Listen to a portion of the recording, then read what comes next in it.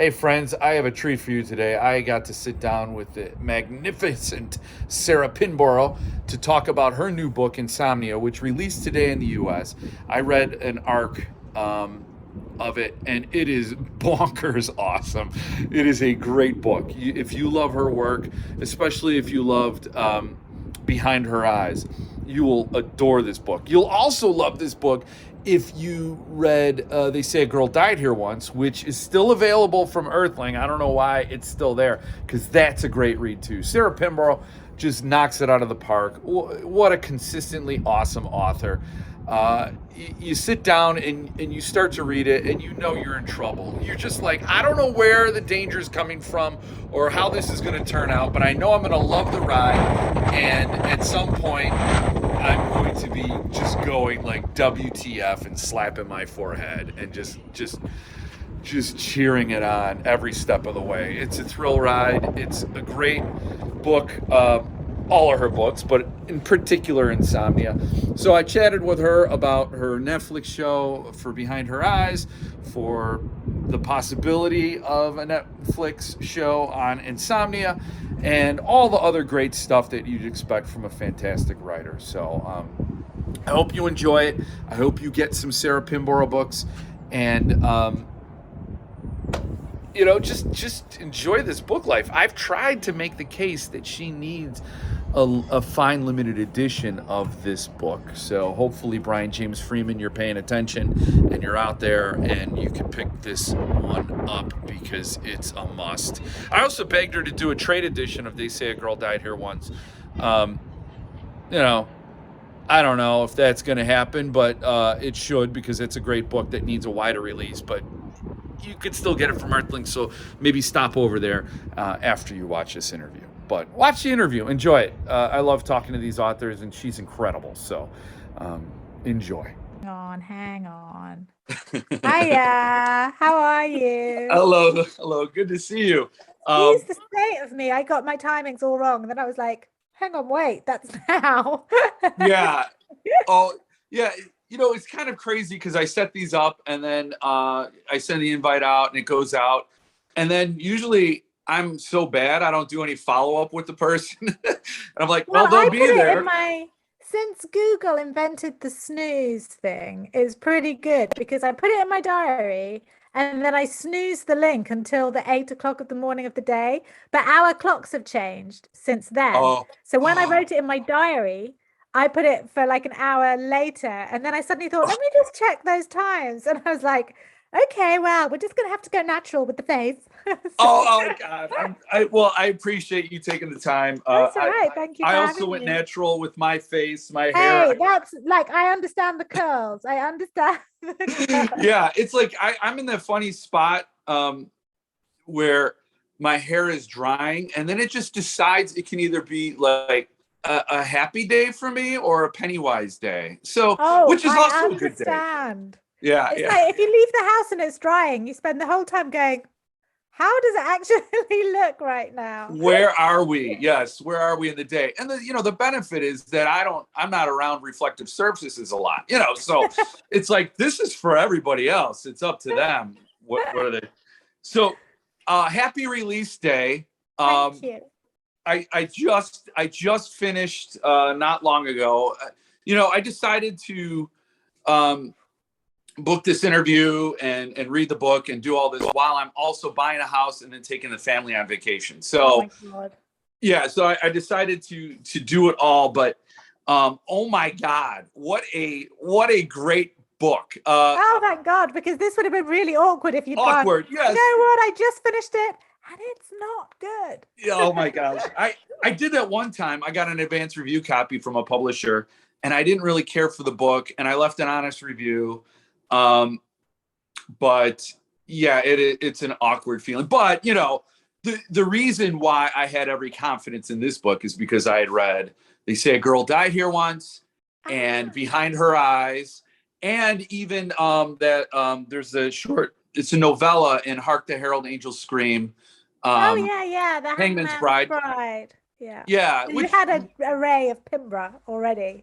A little bit, yes. I have some, and then I have Dead to Her, but I didn't read that one yet. But It's interesting because I read They Say a Girl Died Here Once. I was not expecting that ending. It was just a blast. I'm like, oh, this is awesome. I call Um, that my warm up for Insomnia. okay, good. I'm glad Yeah. you said that because Yeah. I'm like, I'm gonna ask her if there are notes because or was I crazy? Because it seemed like I read that so long ago. I'm like, No, there's definite similarity. I mean, it's slightly different, but though it's hard to say without giving it away. But the core right, concept right. in both of them is trauma and also this other thing, which Yeah, fascinates me, this idea of this thing that is in both those books. But yeah, right, I right. don't think I realized it at the time, but when I started to plot Insomnia, I remember thinking, oh, this is like I hadn't quite finished what I was thinking about in They Say a Girl Died Here Once. So Yeah. so yeah, I was gonna ask, how did Insomnia come about? What was the impetus for that? Well, it was an unusual one because I had an idea for a book with a stay-at-home husband and working mum. They weren't, they're not very nice people, but they were much nastier people. You know, I like to write bad people, and I'm always being told, make them more relatable. So this No. is so Emma, I think, is quite relatable, but her husband Rob's a bit trickier. And but I wanted to write about working women and female guilt. And then I went away for a night with the two women who produced Behind Her Eyes. Because Oh, we were like, let's come up with something else. And I said, well, I've got this idea that I think is going to be my next book. And so I showed it to them. We started chatting.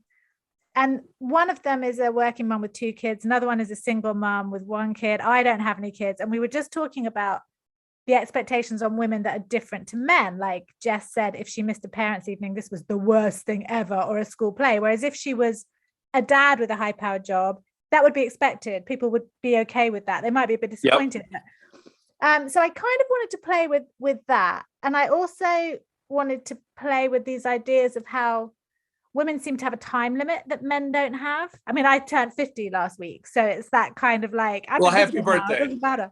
But, you know, it's that we have this kind of, our bodies even give us hints that, you know, time is running out. You've got to do this, you've got to do that. So fears of getting older, and also a very tongue-in-cheek kind of fears of turning into your mother. Yeah. I kind of want to, you know, so I did it in a serious way. But, you know, I think women all have this awful fear of sounding like their mothers, which is so odd because when we're little, our mothers are the best things in our world. And then by the time Right. we're 20, the last thing we want is to be told we look like her, sound like her, anything, dress like her, anything. So it kind of all came from that. And then I had an idea for something a bit weird. And then I thought, what if I flip it? So it kind of is a flip to the whole sleep thing and the insomnia and the kind of backstory. It's I don't know, it's hard to remember why you started, but I know I wanted to write about this kind of paranoia that hits women. And also during the pandemic, which is not mentioned in this book, but I noticed that all my friends, even though they had jobs, were still pretty much doing the homeschooling as well as their jobs while their husbands did their jobs. And they just weren't sleeping. Women just seemed to be doing, especially in the early days, the majority of the worrying. Like all Yeah. my friends' husbands were still going to the supermarkets while the rest of us were washing every bit of shopping that came through the door, you know? Right. And they were like, oh, it's fine. It's not a big deal. And the rest of us were like, I think you'll find it's going to be a pretty big deal. But I think that's just natural. Women worry and men take a little bit. I mean, this is sweeping generalizations. I know it's not Sure. true.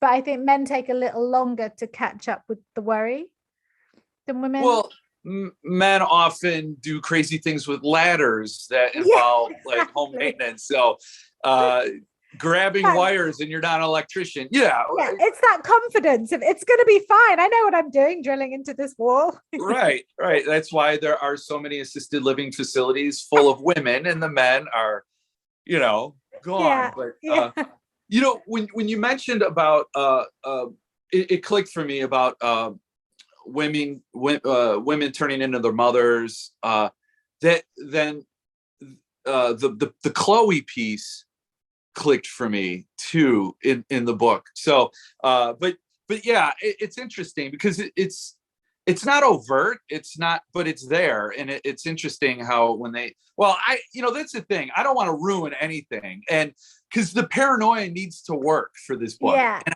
it so did. there's a point where now you've trained me when I start a Sarah Pinborough book. Well, you said Pinborough, so I don't want to miss Pinborough. Where I'm like, you start to read it, and like when I started reading Insomnia, I'm like, I'm totally well and cooked somewhere. I don't know who's gonna get me, but somewhere in this, I'm in trouble because I think Behind Her Eyes scarred me in a really great way. I tell people all the time, like I'm the person that like, yeah, I figured out Sixth Sense. I figured it out. It's no big deal. But when I read Behind Her Eyes, I tell everybody, there's no way you're gonna make it to the end healthy. Like I'll take that as a compliment. Yeah. So who are your inspirations? Like, who have you read that said, this is what I want to do? Well, I think anyone of my era was a King fan. Yeah. You know, and I think spiritually, I think it's there when I try and put my weird in. You know, I think there's that. But it's difficult in the psych thriller arena because he's so rich on character and setting. I think that would be a different, you know, I used to want to write like that, and I still would like to write some books that are more like that. But in psych thriller, it's all about, you got to keep that pace up, pace. Sure. But your characters, like when I was reading Behind Her Eyes, at very first, I'm going to be totally honest with you. I'm like, what did I get myself into? This is like a romantic drama. Like what? There's just these two bitchy women. but it does tie in. You know, I was thinking like, because with They Say a Girl Died Here Once, and with The Hangman's Bride, there are women centric. The women relationships drive the stories a lot of the times, and men are there as sort of catalysts for the women, what to react to. But so with that one, I'm like, I don't really know. And then, but I did care. I wasn't engrossed, you know, it wasn't one of those things where it's like, okay, well, this is a romantic drama, I really don't care about it. I wasn't engrossed. I did want to know. And I'm like, my faith was rewarded. Same thing with Insomnia. Because the characters are very real. There are three very satisfying moments in Insomnia. I don't want to spoil anything. I don't think this one spoils anything, but it's how Emma resolves with Buckley. To me, that was very satisfying because that client dinner was so cringy, so awful, so gut-wrenching. I needed that. Too much of that shit still goes down in offices, doesn't it? With women and men, and even the men who think they're patting themselves on the back for being women Libby, they're really like often miles off the case. And I'm quite a chilled woman, you know, like I think if you have a good dynamic with someone, you know your boundaries, you know. But other times there is proper power imbalances. I mean, I think I try and make, because I do think it's all about character, you know. I do try and make. I know that I'm kind of getting known for my kind of wacky resolutions, but they are seeded throughout. And I think it's all about how the character is unraveling or putting themselves back together or whatever. But with a King novel, there's so much more. I mean, I used to write, most of my characters are always men a long time ago, like Dog-Faced Gods and very male-centric books. Okay. And I would love to sort of have a little break and write something a bit more sprawling, you know, where you've got multi viewpoints, and you know, I love all that stuff. It's why I love reading King, and I love reading Justin Cronin's The Passage, and you know, all these kind of richly texted wedge books that you're not like you're not being carried along by the pace, you're just in the world, you know, and enjoying it, getting caught up with the story. But at the moment, obviously, I'm writing these pacey thrillers. I also read John Connolly, I love, because he does that kind of, adds in a bit of weird to a lot of his. I get sent a lot of proofs. So a lot of what I read tends to be, like you, advanced reader copies. So they're not necessarily books that you, like, the tragedy is I buy books I want to read and then I never read them because I think I've got to read this proof, or I've got to, you know, I've got to support this author, or I've got to do this.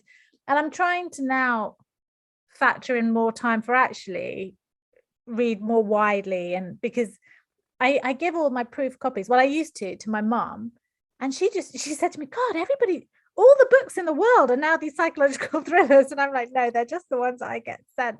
I I see. don't get sent big sprawling historical novels. So so I read a lot of Pam books of horror, that I like a lot of horror short stories. Adam Neville, I still have very horror sensibilities, but I just try and wind them up a bit differently. And I think it's very easy in this job, when you get higher up the ladder, as it were, for want of a better word, and I don't like to call it a ladder really, because I know some people who are writing the most beautiful, brilliant books who don't get the big marketing spends and don't get anywhere near those things. But when you're operating in that sort of level, you don't get to take a lot of risks. And then people often, so before I pitched Insomnia, I had given my editor 11 different outlines. And she was like, this one's not a thriller, this one's a horror novel, this one. So they want something in the same zone. But also part of the problem was I was panicking a bit and thinking, oh my God, I'm in this lane. And at one point I was on holiday and I was reading Lucy Foley's The Guest List. And so I sent my agent this email and I said, I've got this idea. There's all these friends that they've rented a villa and there's 8 of them. And then someone dies. And she was like, Sarah, put the Lucy Foley down. And I was like, yes. So at least now I think actually I've looked at books coming out and there's so many people who obviously had a similar moment where they thought, I've got to write a Lucy Foley book. Because it seems like every book is 8 people stranded in a cabin on an island and a this, on a that. And I thought, well, my books may not be the most successful books in the world, but at least they're kind of not like, they're mine. They've got that weirdness that is mine. But I think you've exposed the reason pseudonyms exist. So like you're stuck in a lane, and you've built this brand. I worked in marketing. I hate it, but you know what I mean. Yeah, you've built this brand, and now you're pegged, and there's a lot of risk. There's a lot of expectation. So if you started over with a brand new pseudonym, and this one writes straight horror, or this one writes, because I'm when you said you wanted to write a sprawling epic, and you mentioned The Passage, and you mentioned King, and then I'm thinking also Clive Barker's A Magica. Yeah. I can't imagine. I really, it is, and I've only read 3 of your books, so forgive me, but I'm like, what would a Sarah Pinborough epic be? Like, well, that you have to read the Dog-Faced Gods trilogy, because that's like 3 big books. It's a trilogy? Yeah. Okay. Yeah. Okay. It's kind of a retelling of Paradise Lost in a dystopian London. Oh. Yeah. So I was quite proud of it.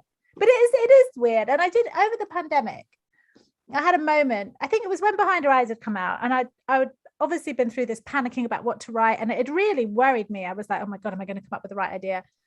And I thought then, I just took stock, especially when there were so many people struggling, and people were struggling to pay their bills and worrying about work and getting made redundant and relatives dying. And I thought, well, I'm in this very lucky position where I haven't gone mad. I haven't bought a big house. I haven't got a flash, I literally live in a 3-bed semi house with my dog. So I've got plenty of savings. I've got, Netflix was kind to me. So I thought, well, from now on, fuck it, I'm going to write what I want to write. And if it sells, it sells. If it doesn't sell, it doesn't sell. And it'll be a Sarah Pinborough book, and someone will either buy it or they won't. So immediately I would say, right, I'm not going to write a psychological thriller with weird in it. I'm going to write something else. And I started planning this other story. And then I came up with this really great idea for a psychological thriller, which is a bit of weird. And I thought, okay, that could be fun. So it was like the minute I took the pressure off, the idea came. So I still want to do the other things, but I also am like, no, this book I think could be really good fun. It's my take on a haunted house. That's cool. So, yeah. So I would love that. It's insane. I mean, that's kind of Hangman's Bride, where when I read a book, like I don't have a photographic memory. I just remember the impression. I walk away with the feeling. When I reread a book, it's almost like a new experience, because Mm. I know what I felt, and then I layer that on top of what I'm experiencing in the moment. But Hangman's Bride reminded me of Turn of the Screw a bit. It Mm. could be, the English sensibilities. I don't know. But I really wanted to write one of those sort of Victorian fireside proper Christmas ghost stories, right. like it was the temptation was to go something a bit more modern and wacky. And then I thought, no, what would I want to see on the BBC on a snowy, if I was going to watch Yes. this as a 1 hour Christmas special, Yeah. what would I want to watch, And Yeah. obviously those like girls with the long hair in the ring always really scared me. So I wanted to throw one of those in.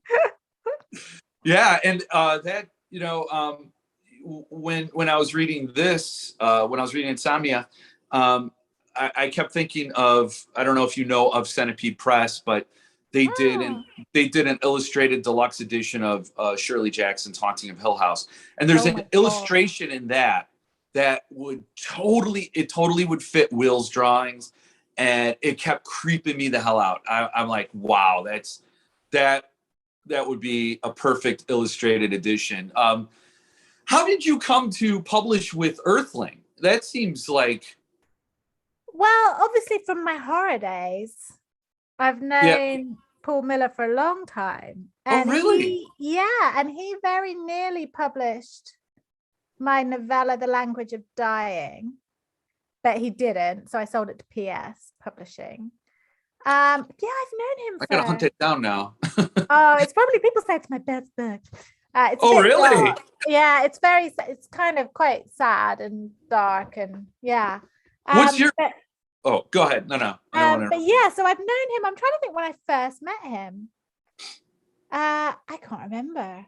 God, a long time ago. Yeah, Yeah, I've known him for ever since like World Horror, whenever 2010 or something. he's a Yeah, great guy. yeah, really nice. Yeah. Well, what?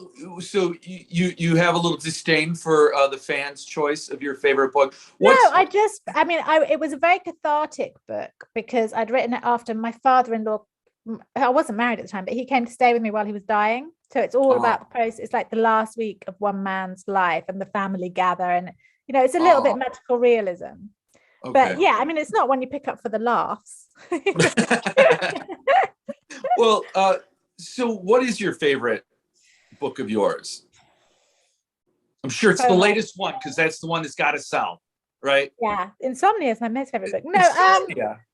uh, weirdly, I mean, obviously Behind Her Eyes I owe much to, Yeah. like my house, but I think weirdly it's probably one of the stories from before Behind Her Eyes, when I was youthful and excited about the world. I mean, the Death House, people always say the Death House.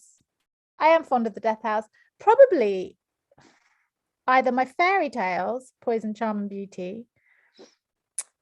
It's the 3 trilogies, actually, because I've spent so much time with them. So Dog-Faced Gods, the Nowhere Chronicles, which was a YA fantasy, which I really enjoyed writing. It really gets dark.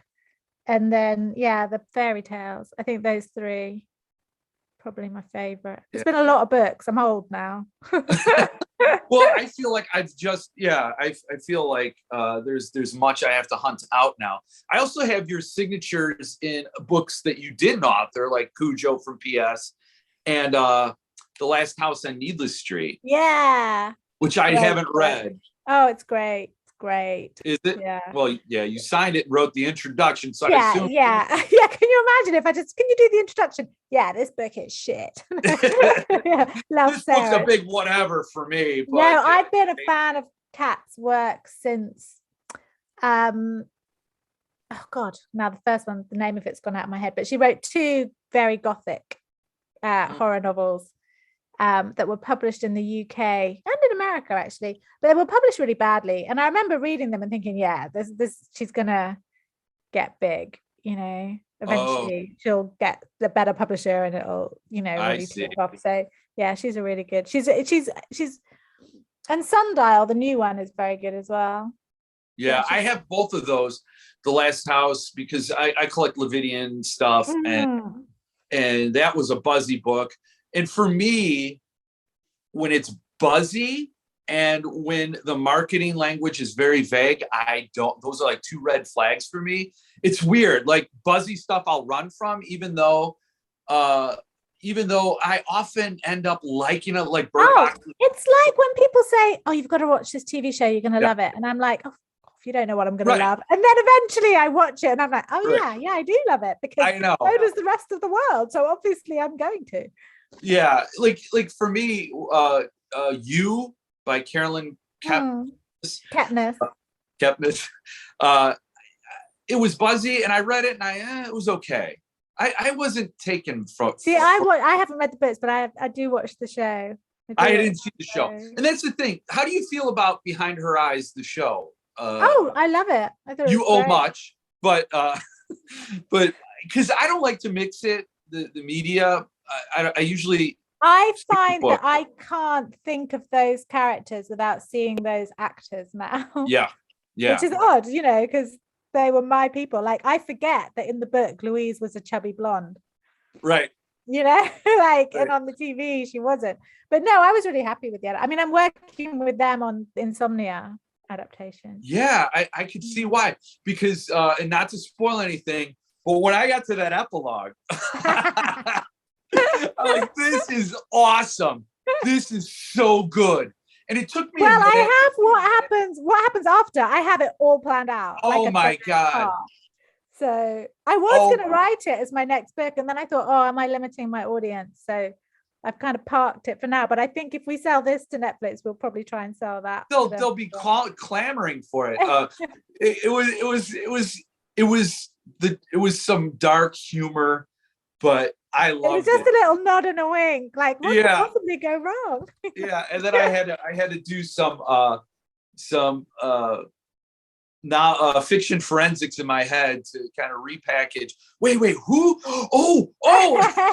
And then they were all clicking into place. I'm like, oh my God. Yeah, and so that was so much fun. And I think, the thing with Insomnia is you pile on poor Emma. You just pile on. And there's so many things that are going wrong with one human's life all at once. And at one point I'm reading it and I'm sitting there going, she's handling this like the author is handling this like a pro, an expert, because if you told me here's something somebody's going through all at once, I'd be like, oh, it's so overwrought. There's no way. That's just dumping it all. Like, what else? But the way it's parsed out, the way that web is woven, and it's just so good because you don't feel that it doesn't feel like some emo kid slamming his door and just saying everything's awful. It's so good. And the way I know that my books are a little bit heightened, but I quite like that kind of, I mean, obviously I'm not comparing myself with these two, but I like to try and create a Hitchcock Polanski mashup vibe. So yes, it's all a bit bonkers, but at the same time, just go with it. You know, like that's and also when you don't sleep, I mean, I don't sleep very well. And if like anyone who's had jet lag coming from LA or something, and once you get to day 4, you're really on the edge, like there's no, people think, well, she hasn't been not sleeping for very long. I thought, yeah, well, that's someone who sleeps like a baby every night. Because if you don't sleep for a couple of nights, and everybody thinks insomnia is like no sleep, and that's not. She crashes. You'd be dead if you didn't sleep at all. You'd be dead within a week. That's you would. You You absolutely. I think 11 days is the longest you can go without sleep. And I it's so funny because I'm also a bit of a hypochondriac. If I read of a disease, so I was like, I'm not going to be able to sleep now because I also had a job where I had to start work at I'd have to be at my desk at 2 a.m. and I'd work till 1 p.m. and the rest of the world still goes and you never adjust. And I did that for 12 years. And so that's so bad. That's like living in a whole different universe to the rest of the world. You don't connect. And there are times where when I started dating the woman to be my wife, we'd go out and we'd be out watching a movie really late at night, and I would start babbling. Like I would say things that made no just sense. Yeah. out of the blue. Yeah, and I remember. And your heart starts to pound because you haven't had enough sleep, and you're just like everything's in overdrive, and your skin feels paper thin, and it feels like you feel everything. It's so bizarre. So I was really worried that I would get that reaction from this book. And I don't know if you've ever seen the movie The Babadook. Yes, I did. This also gave me notes of that.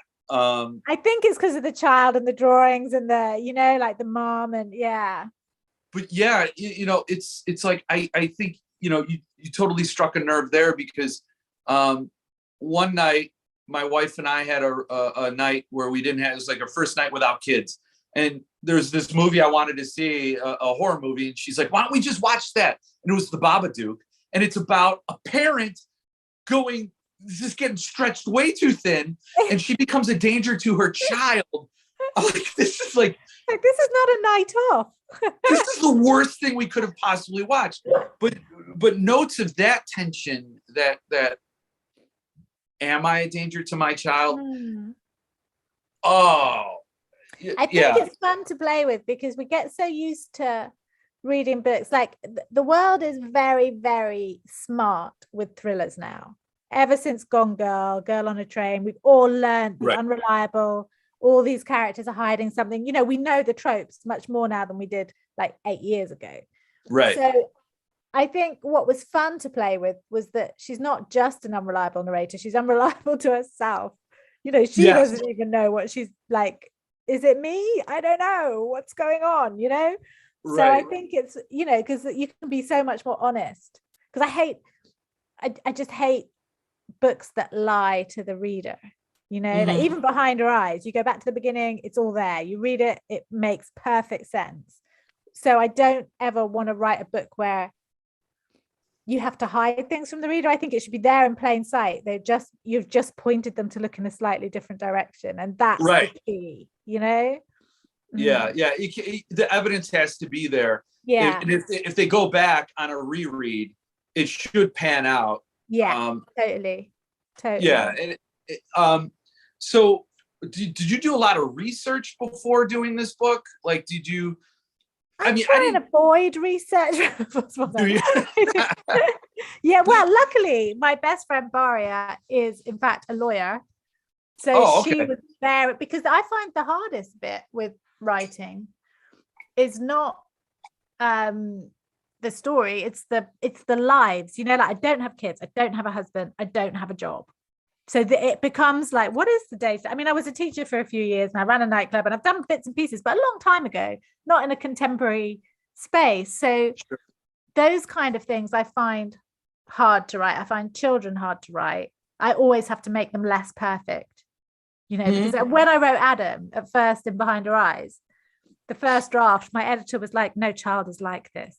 He's not had a single tantrum in the whole book. He's been, thank you, Mummy, I love you. Yeah. So I had to go back and change that. But jobs I find hard. So my friend Baria gave me a lot of advice on how solicitors' offices run in England. Like I didn't know that about billable hours and that they have programs to check how much time is with clients and all this stuff. I was like, I didn't know about that. And just terminology and that kind of stuff.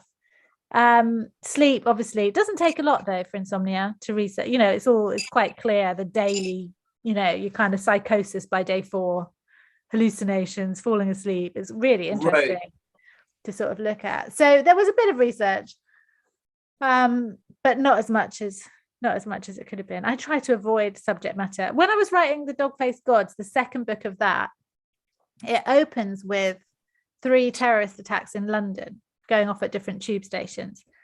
And it took me about 3 weeks to research 2 pages, the opening 2 pages, which are just dialogue in a Cobra meeting in Downing Street. So it's literally just people talking to each other about where are the emergency services, what's the plan, but it's all in the proper speak, and it took me forever. And then someone read the 2 pages and they said, I don't understand half of this. I said, but do you get what's going on? And they were like, yeah. I said, that's all you need to know. Like, you understand there's this, there's that, there's this.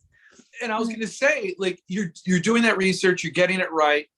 for a fraction of a percentage of your readers who will know that language. Like it's like most people are like, oh, well, I would read that and think this is exactly how they talk. I have nothing to compare it against. And also the thing is, if you get it right if you get your research right at the start, people will forgive you when you take a few liberties. Like you watch, like I get very pedantic on what would really happen, and I do quite a lot of TV writing, and I was doing a pilot for a show. We never got it off the ground, but for a production company in London. And I was saying to them, yeah, but this wouldn't happen. Like people will pick up on the fact that they've done this the wrong way around. And she said to me, Sarah, if people pick up on that, we've written this really, this show is shit, because actually we're moving at such pace and speed, and there's so much going on. No one's going to give a shit if they looked in the cupboard before they looked in the drawers, or whatever it was. Yeah. So I get quite focused. And then you think, actually, people will forgive you. I watch crime shows where there are reporters walking into people's houses and you're like, this would never happen, but we go along. Like, I love Harlan Coben, but any one of those Harlan Coben Netflix shows, if you watched it at half speed, you'd find so many holes in what they're doing. They're compulsive viewing, aren't they? You have to watch, to see what happens. So, so I've learned to be less OCD. I think people are more forgiving with movies and television shows, of course. When you're committed to the book, I think there's going to be more scrutiny because you go at your own pace, you reread things. But you can flip back, can't you, and do that kind of stuff.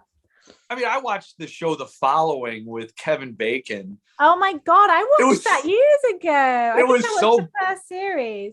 It was so bad, but it was so good. I loved it. And because people just want a break. Exactly. But what was so like this will wind people tighter, I think, because it does get at those, the stresses of work and family, and unfortunately, you hit it so well because Robert is such an asshole. And he's just like, he thinks he's a good guy, doesn't he? He's got that I'm a good guy attitude. And you're like, oh, he's a martyr. Yeah. Like just that moment where he goes, I don't remember where it is. Obviously, she's in the house and he goes off and she looks around and the plate he ate off is still on the table. Like, at the very least, you could take your own plate, my friend. It's like, I'll get to it. Like, but I have a friend whose husband is like this, and he's always been like this. He's Australian, and he's always been very laid back. And he used to just like spill something and be like, "Oh, honey," and she'd come and clear it up. And then he's lovely. He's a lovely man, but he just doesn't see it either. He literally he doesn't care about it. And she said to me the other day, so he's 10 years older than her, and he's retired, and she's just retired early.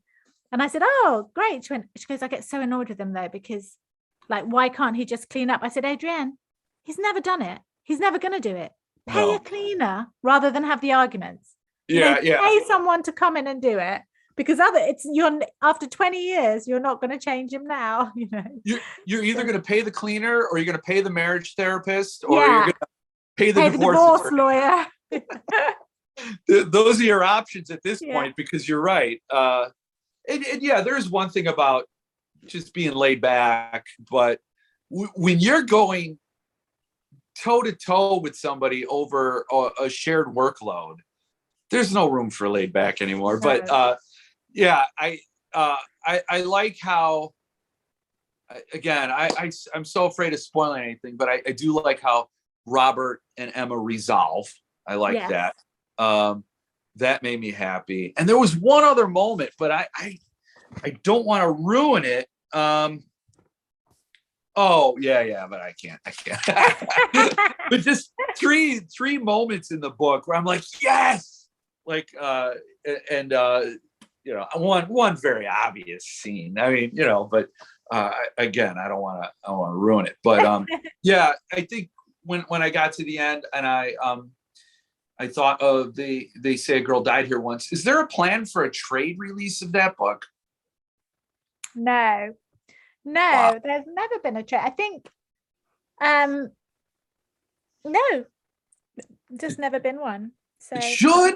yeah, I should maybe get someone to do it. I should sell it to Galance or someone in the UK. I think, especially, well, with Insomnia too. I think it. Yeah. I mean, it didn't sell out at Earthling yet, which blows my mind. I know there was only 500 of them. Only. I know, and I've been telling everybody about it, and I guess I just don't know 500 people. But it's a great book, and I was quite proud of it actually. When I had a look at it the other day, and I hadn't looked at it for a while, and I thought, oh, I was quite pleased with it, even on a second look, whereas normally you go a bit like, oh, but yeah. Really? You do? Do you feel that? Do you ever go back to something you wrote and say, wow, this is damn brilliant? Like, because there's a moment, and I obviously, I've never written a book, but I worked in a marketing firm and I worked as a writer, and I did a lot of copy. And when you get a little distance from some of it, either you have one of those two reactions. You go back and go like, what dreck? Or you go back and say, this actually got some intelligence to it. Yeah. So do you feel like, do you look back and say, wow, this woman's brilliant? I don't think I'd go that far. Sometimes I think, oh, she's not as bad as I think she is. I mean, The Language of Dying is pretty good. Fairy tale, I don't know. Some of it, yeah, I don't know. Some of it is, some of it is. I'm very English about these things. It's just whatever. Yeah, that's the only thing I like. I think with your books, like I said, the female centric relationships in the books I've read stand out to me because I feel like it exposes experiences that I just don't have. So I appreciate that, but also the English sensibilities too. For me, like the tea is part of everything. And I live on tea. I live on it. I'm basically intravenous all day with tea. I'm having to cut back a bit, but I just constantly. Tea with vodka, maybe. It's worth a try. But so I mean, and that is a big, huge part of English culture, right? I mean, yeah, a cup of tea solves everything. Cup of tea. Cup of tea. Yeah.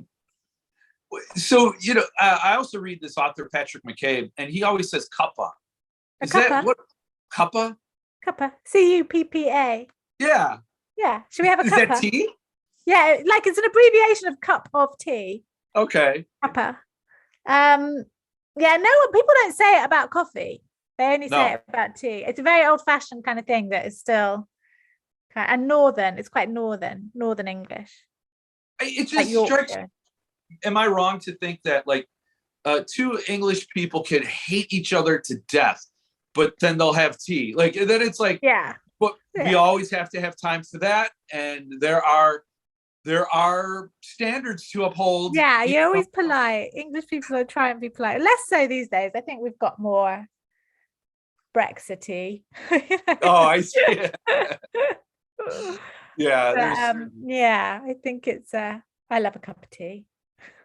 Are you going to have any more limited editions out in the future? Because I'm a junkie for those. Oh, well, if someone asks me if they can do one, then maybe, but no one has for a little while. So yeah, maybe. But they keep coming to you for signatures.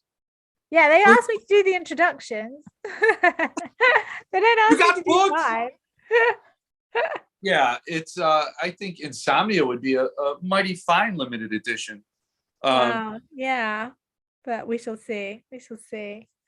Maybe I'll have to get to Brian. Say, come on. Yeah, give him a call. I'd feel more like I'd arrived if I had. Yes. Yeah. How does it feel to get to do like a limited? Like, does that? Because you are very humble and you're like whatever. But then somebody's like, I'm going to do your book with leather and handmade paper. I'd just spend the whole time worrying that no one was going to buy it. That's what would happen. Yeah. I'd be like, oh, so no one going to buy it. I don't think I'm really a collector's kind of writer.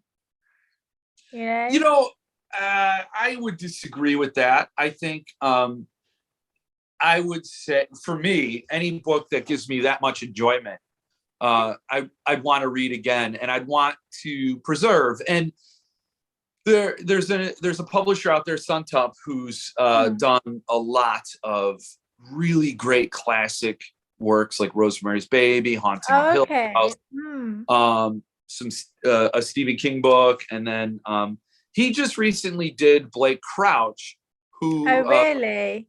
He's doing Dark Matter, and that's a techno thriller. And you could say like these thrillers, I could see the argument, but I don't agree, because I think like what he adds to it, he feels to be, in my opinion, this century's H.G. Wells, because people like H.G. Wells took the tech of the time and showed what man would do if he could extend his abilities through technology, and Blake Crouch is doing that. And your thrillers have that extra, like you called it weird, but I think it's so believable, it doesn't feel weird. Yeah, it shouldn't feel. I hope that it feels real and within the world of the story, if you know what I mean. And I think it's a great examination. I don't know. I totally don't think it wouldn't. I think it deserves that treatment. I would love it. I think the internet has made it difficult. I mean, like small presses used to be the lifeblood of the weird, didn't it? Weird fiction. Right. And it used to be like, I mean, I'm going back like 10, 15 years probably. Like people really wanted like a Cemetery Dance or a Earthling or a Nightshade or whatever, like little, if you weren't being published mainstream, it was often the only place for horror to be, because people weren't buying horror. And then people just started to self-publish, which I think there's good self-publishing. Obviously, there's some really good self-publishing, but the majority, I think people could do with having had a few more rejections and going away and working harder on it. And, you know, because so much of this job is rejection. However, whatever level you're on, there's still rejection. You know, it's a business where rejection is the standard. It's like TV writing, you know, like I earn a lot of money writing TV, nothing's on it yet, you know, like it's so you're kind of in this business of throwing things at the wall and hoping someone picks up. But if you can just, people who bypass it too quickly and just say, oh, I'll just put it on Amazon and think it's going to be a bestseller, you're like, oh my god, that in itself, to make a success of that in itself is a whole job of work, you know. And that's for people who are good. And it's not even just the rejection of your ideas wholesale. It's, this is a great book, but you need to get rid of this character, exactly, and tweak it. There's a book in here. It's just you haven't gotten to it yet. So I don't know anybody who's been able. I mean, there's this one writer I like, and he admitted to me that he self-publishes, and he doesn't really have an editor or beta readers or anything that sort of is a safety net. And I still really, really like what he does. So to me, that impressed me all the more. But then you do think, like, what else could have it been? Like, somebody nudges a certain way and you might not like to kill your darling. Part of me is like, so many really successful self-published writers end up moving to traditional, which tells you something about, you know, like there are things traditional publishing can offer you that you can't do as a machine on your own, you know. And if you want to do it successfully, it's going to cost you a lot of money, because you should have an editor, a cover artist, all the things that, and then just the marketing. And I think to get those Amazon books self-publishing kind of series successful, you've got to have one every 3 months or something stupid to get readers hooked. To me, I'm like, I would not want to do that. But but in the old days, you kind of had to go the small presses, then the big presses, and you kind of clawed your way up, didn't you? Like, I'm sounding so old now, but there was something to be said for it. And I kind of feel that it gave the small presses some real exposure and power, and you know, like they were really solid in their own right. And I think those that have survived this, you know, I try and support where I can, because you know, they're creating beautiful books, and often like anthologies and things that you're just not going to get in stores anymore. you can rely on, like, if you want a horror anthology or a sci-fi anthology, that, there's Newcom Press, there's PS Publishing over here, there's, all the smaller presses over there like Earthling, and I don't think Nightshade is still going, but there were several that you could do, or Cemetery Dance, and now it's they're hidden a bit more. I think everyone seems to think because there's the internet they can be a small press publisher as well. I know. I've turned into old lady. This is old lady rant. So many come out and they never pay people. So many of them don't realize what a job of work it is to do the contracts, pay people, publish on time, and then you see every different drama about some publisher that's not done what they're supposed to do, and they think it's an in to the world, if you know what I mean. Yeah, and it isn't often the right one. Yeah. Anyway, on horror short fiction. Are you going to do more horror? Is there a horror book in the works? Well, I mean, Insomnia was quite creepy, I think, but not really horror. I mean, yes and no. To me, The Road by Cormac McCarthy is a horror novel. Yeah. Silence of the Lambs is a horror novel. Yeah. I would totally say there are. Yeah. You know what? I would say my definition of horror is anything that weaponizes my brain against me. Yeah, that's a really good definition. And I think Insomnia does that. If you're an empathetic person reading the book, or if you've ever experienced the mental health issues like that. Yeah. And but yeah, is there anything that we would consider more traditional horror? I mean, if I had a horror idea, I would probably be more tempted to write it for screen than the novel. Although I am never say never at the moment. I'm enjoying prose again. I mean, I've written I think this is my 28th book. Wow. Since December 2004, my first book came out. Wow. Yeah. Wow. I had no idea. Yeah. Wow.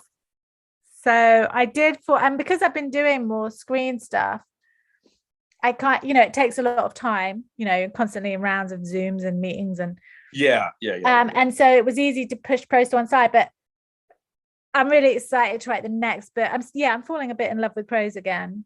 So I want to try and make space for both things. And I mean, I love Michelle Paver's Dark Matter was one of the creepiest books I've ever read in my life. Have you not read that one? No. Michelle Paver's? Oh my God. Yeah, Michelle Paver, Dark Matter. It's not a huge novel. It's really creepy. And it's set in this outpost in the Antarctic or somewhere, some frozen wasteland. It's really good. It's really creepy. So something like that, I think, that less all-out horror and more, you really don't, a bit like when you read an M.R. James story and you think, well, that wasn't very scary. Then you turn the light out and you're like, oh my God, that was so scary. Yeah. I think the last the one that gets more like that for me, the last one that strikes that emotion, I read Echo by Thomas Oldehoevelt. I've got that on my bookshelf. I got a proof and I haven't read it yet. My bad. It's excellent. That first part is so creepy. And everybody talks about the opening prologue, and then the rest of the book is there are so many layers to the book, and it's excellent. So I can't recommend that enough. And I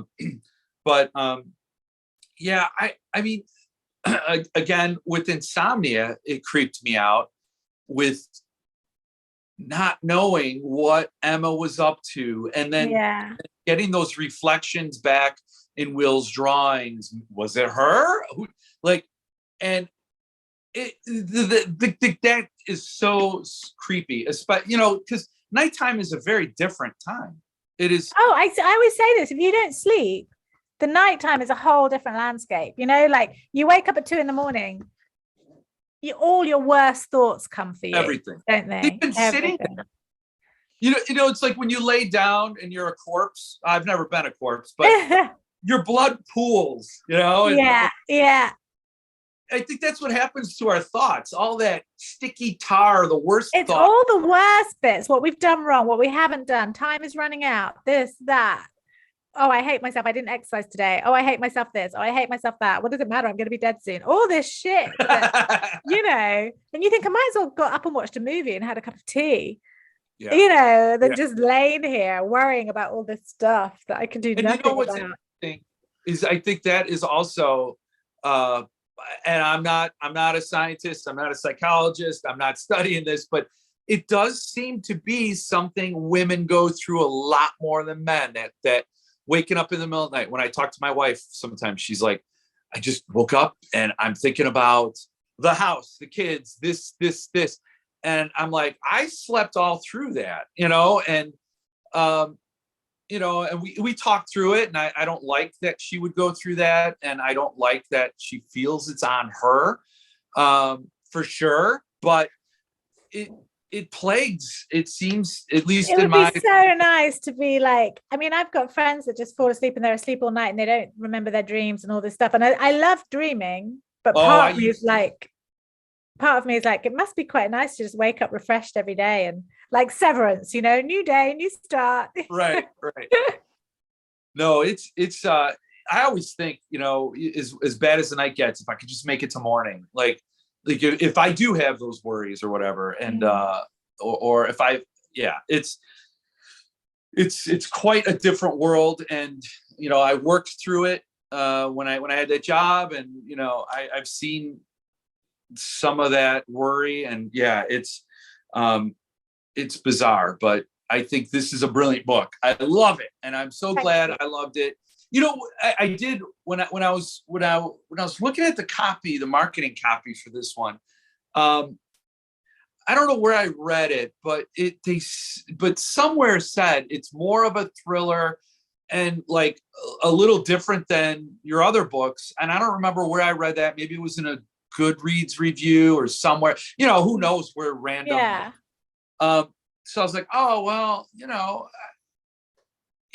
I was a little disappointed by that copy. Like my expectations were lowered a bit. I'm like, oh, okay. But it didn't feel like that to me. I don't think that bore fruit. I think it totally was. I think sometimes it depends what book they've read. Like if someone's read Cross Her Heart and not Behind Her Eyes Are Dead to Her, this would be left field, because Cross Her Heart is a very straight thriller.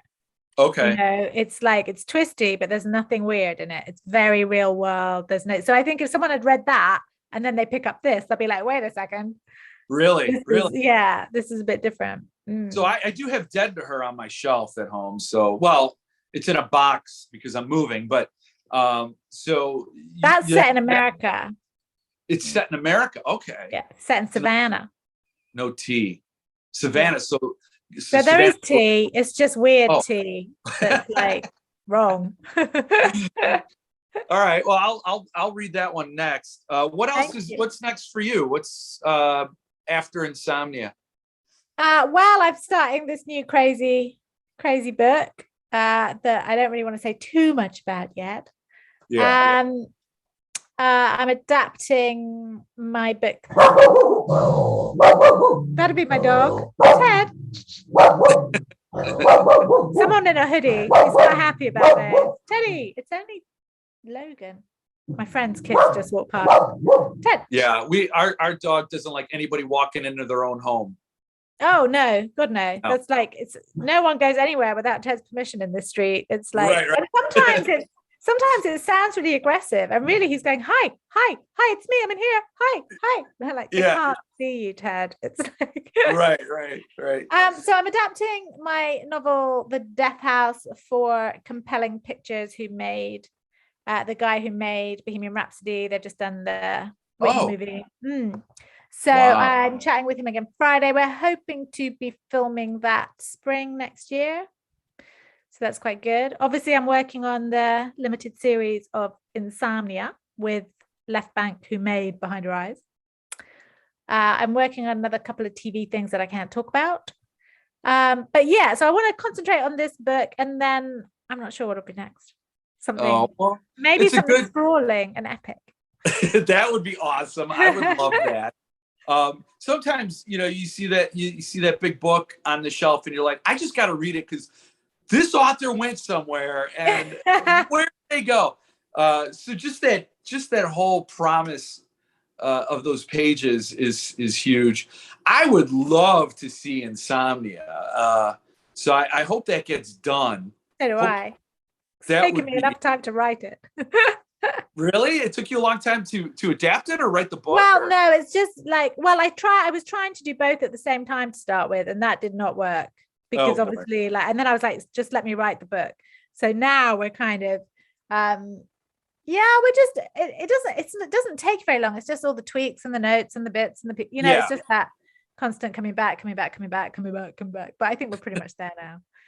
So yeah. Hopefully. And a third book would be a lot of fun. I think that, to me, if you went a third that book, would be, I could limited edition that would be bonkers. That would the plan I've got for it is the most insane of the three. It'd have to be borderline comedy. I mean, it would have to be so out there that you would be like, it is very out there. It is very like a roller coaster. And the ending, I'm so proud of the ending. Oh my God! Now I got the world needs that. The world needs that. And maybe I'll break my rule and I'll watch Behind Her Eyes. Maybe. Oh, they've done it really well. And I mean, I'm not spoiling because like the book's been out for ages and the TV's been out, so I'm happy to spoiler my own shit now. But you get so used with TV, you get so used to the lead character surviving. Oh yeah. And then that final episode. Yeah. Flipping awesome. I mean, they've done it so well. So I was like, oh, this is dark.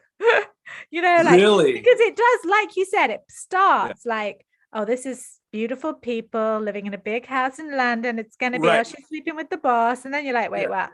What's happening? By about end of episode 2, you're kind of like, what the fuck is starting here?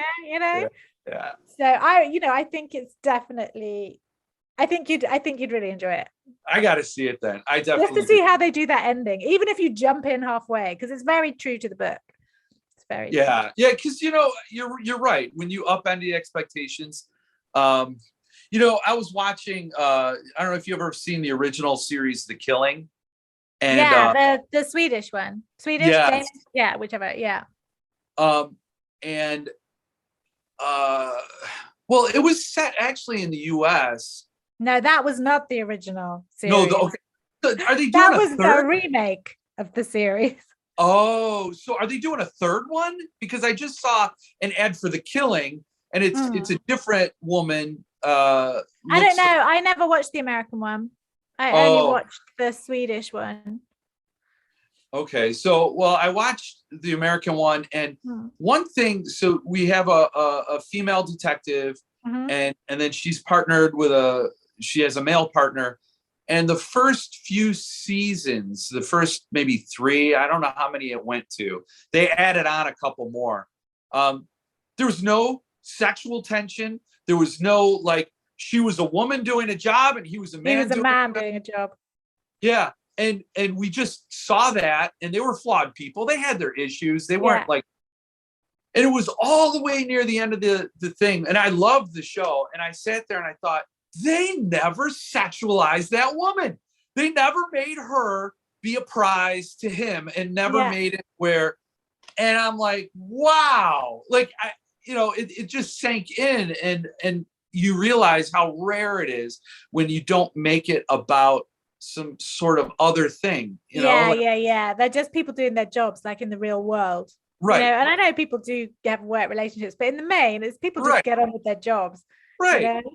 And it's so that was interesting. I like that idea of you don't expect that to, and I'm glad you said spoiler before we talked about that. So if anybody that was watching, I hope they shut it off ahead of time, because you do have to. It actually gives. I think you can still enjoy Behind Her Eyes. Yes. But that's not really spoilering Behind Her Eyes. It's not at all. No, because there's no way. There is no way you can. you can understand what's about to happen to you. People always say to me like, "Oh, I got the first twist," and I'm like, "No, that wasn't a twist. That was where I led you. That was what I wanted you to think." Right. You know? Yes. Yes. You just, yeah, you can't get there. And I think that's definitely, you know, I these books have to be experienced. And so, but I appreciate you taking the time today to do this. Thank you so much for having me. Oh, it's been a blast. I was a little worried. I told my sister-in-law, I think I'm interviewing Sarah Pinborough because I just reached out to you on Instagram. It could have been anybody. I don't know. I said, we'll find out April 12th who it is. And I wonder if he's remembered. I thought, should I send him an email reminder? And I thought, no, I'll just wait. He'll be there. And then you were it's there. on me, you know. So I this is awesome. And I can't recommend your stuff enough. And I realize I need to recommend more to myself because I've only read 3. So there's loads out there. and you got to do more. You got to get they say a girl died here once at a wider release. You have to. Yeah, maybe I should get my agent to take that out somewhere. Maybe. Yeah. I don't know. So, well, I appreciate you taking the time today. Thank you. Dog settles Are you down. on holiday? Did you say you were on vacation? Yes, I took my children to a water park. Oh wow! So are you hiding from the water park now? I've got a corner. Our air I thought that looked like like a hotel corner somewhere. Yeah, you look like you're doing some proper like Hollywood interviews. Yeah. Yeah, I was doing a junket. I was promoting stuff. And then so this, you know, we book our time and but yeah, I appreciate thank your children for me for letting no, they were, and they're awesome because they're like, are you doing the interview thing? And like they're all so, and it is cutting into their floating in communal waters, you know. I was in a wave pool with the kids. I go, you know, you're soaking in other people's secrets. That's what you're soaking in. That's a good way to put it. It's so bad. That's so bad. The random Band-Aid. It's just not good. My but God. So and in the middle of it's all good for the immune system. It does. You get exposed to things that, you know, that no one should ever have to see in broad daylight. The future pathologists will figure out, let them. But yes, and we're also buying a house. So my wife's packing up our house at home while I'm on vacation with the kids. This is like you've taken them out of the way, basically. So yes, it's hard labor. Yes, it's more imbalance. Like it's a tricky one, isn't it? Spend days packing boxes or have to go to the water park with the kids, which actually is the worst option. You could be the fun parent or the one that's, you know, figuring out, do we bring this to our new home? How exciting though. How exciting. Yeah, decide on all the stress all at once. Very much like a Sarah Pinborough character. Thank you. Bye, dude. It was been lovely chatting. Oh, thank you. It's great. I'll post this on the YouTube when I can. Cool. With pruny fingers. I hope this goes bonkers for you. I hope Netflix does it justice. This would be just a crazy. Wow, we're kind of thinking if Netflix are too crazy not to go for it, then someone else will. So they have to because with Behind Her Eyes, it doesn't take a bit to get there. But it does. It's a slower burn. Right. And this one is like you're slapped and now you're slapped on the other cheek and you're slapped even harder and like how much more and it just goes and goes and goes. But I could see if they plotted out the episodes, you'd have viewers that would have to binge it because they wouldn't know how the hell are we going to another episode. This is pretty fun. How are we gonna resolve this? Yeah. All right. Well, I appreciate it. Thank you. Get back in that water. Yeah. All right. And I will buy this sprawling epic that you write for sure. Thank you. Thank you. Write it. All right. Bye. Bye.